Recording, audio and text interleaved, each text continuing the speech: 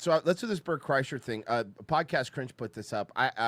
It's just called Bert Kreischer embarrasses himself in front of comedy legend. In front of comedy legend. You're right. Which time? Remember when Bert Kreischer embarrassed himself in front of Adam Sandler? Oh, that's one of my favorites. That was a fun. That was a tough one. Yeah. So here we go. I do. I get IVs twice a week.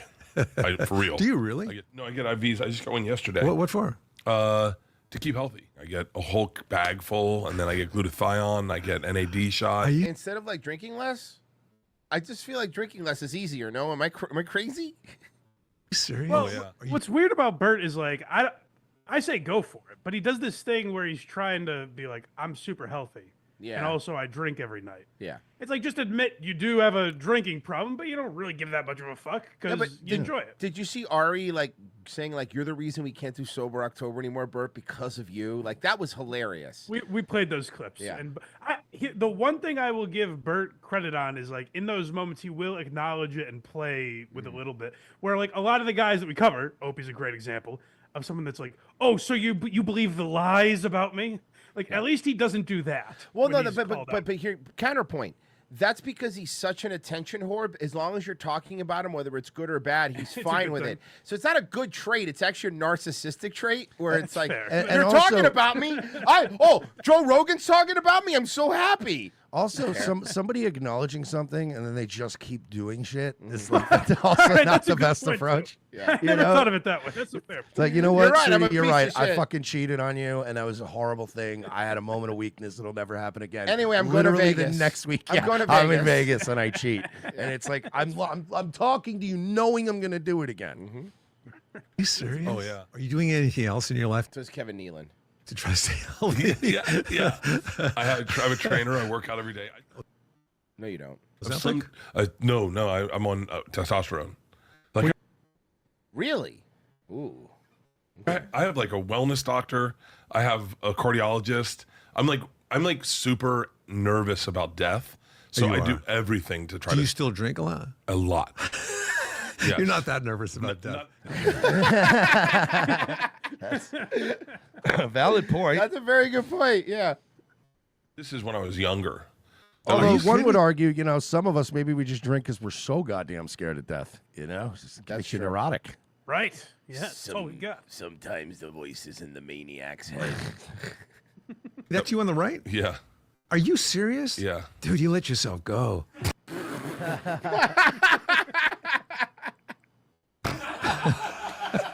You really did, man. These days, the best episodes of Two Bears, One Cave are the ones where comedians go on the show and learn about our boy Bert. They obviously know who he is, and they've probably seen him perform over the years, but it's always interesting to see their facial expressions and reactions. I'm going to skip ahead merch to that. store. But enough about Kevin. Let's talk about Bert. But stand-up is, that's all he wanted to do in here. Again with this, all the time. They can't do one show without talking about the fucking craft.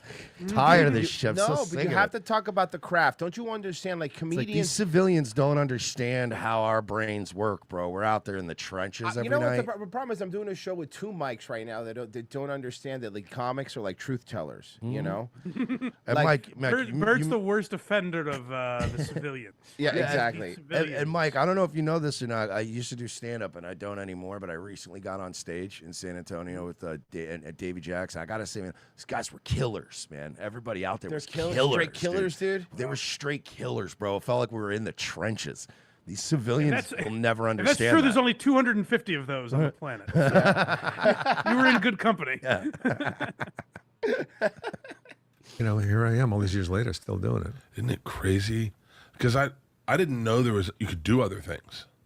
Like I thought, I was like, I didn't even know. You didn't know you could do other things. I didn't know I could do anything. When the first time I did stand up, it just felt so natural to me. So to take my shirt off and tell the same machine story over and over and over again. I have heard so many podcasts where comedians talk about their craft that at this point, I would be more interested in two Amazon warehouse employees doing a podcast and talking about their day-to-day job. 100%. It's never been heard before. That's a good point. No, think about it. That actually would be interesting. Just hearing like, I'd bro, be like, can wow, you... yeah, I've never heard these insights before. Go on. Okay, Yo. I didn't know they were that bad. All right, so listen. Susie was fucking Tom. Like, it was fucking wild, right? Tom in the warehouse, right? You know, in receiving, dude. She was. I would rather hear that than hear see like them bitching about like, man, I can't even go to the motherfucking snack machine, take a break, and come back from the break room without going through a metal detector. They all up in my ass like it's jail. I got a cough and shit because they're afraid I stole some $20 earbuds, some Raycon earbuds for fucking $20.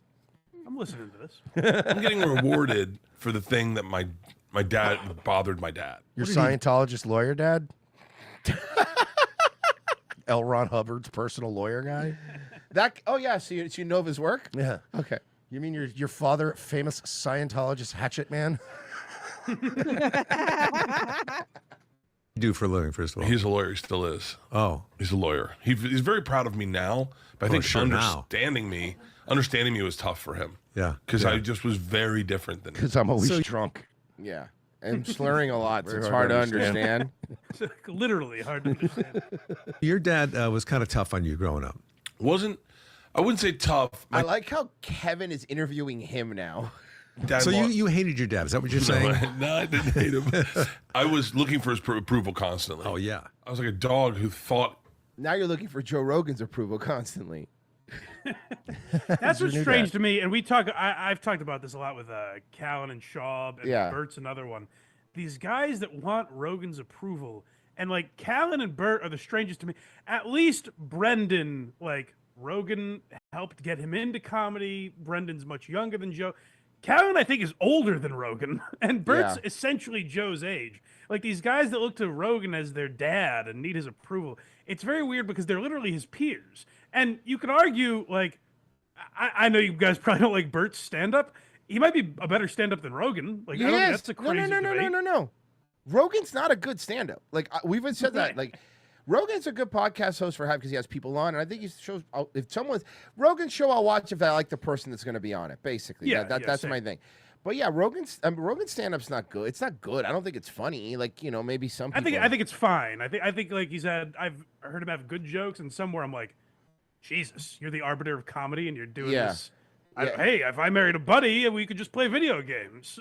Yeah, no, exactly. And then you get Gringo Poppy. That's the end game of what happens there. You know, when too many people Right. get such hubris. I think that comedy special got a bad rap. What? Well, a bad burrito. Everyone loved it when I pissed on the couch. My dad's Nobody would love it if you pissed on their couch. That story has never been truthfully told in the history of humankind. Yeah, I bet, what dude. am I Everybody missing here? loved Is he- when I pissed on the couch.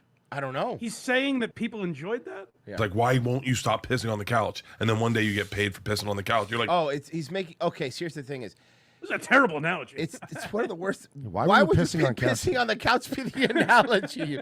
So you know what it's like? It's like shitting on your mom's chest. You know, it's like that. You know, and you get paid for shitting on your mom's. Dude, come on. To Let be me honest, make this relatable to everyone. You guys don't understand comedy. What you do understand is defecating on the furniture. Yes, that you can. To be fair- you fucking savages that can't fly private don't understand. So yeah, you shit eaters. I think Bert certainly has a point in that his comedy act is the equivalent of taking the piss on somebody's couch. You know what I mean? Like it makes me feel like if you want to make me feel the same It way, makes you feel warm, but at what cost? yeah, like I get the same emotional feeling from watching Bert Kreischer stand up that if Royce just walked into my home and started pissing on the couch while I was sitting on it. It's the same. Like, why? Why are you taking your shirt off again? I needed to pee. like everyone that likes it now. But Was it hard to keep up with that because you have to drink a lot, right? Or is that not? to keep, I stay very hydrated. So I got to ask, Yeah, right? yeah. Because Yeah. it just seems like there's always one or the other now. So are these two bears sharing custody? They have shared custody of the cave now? They do, yeah. Yeah, they do.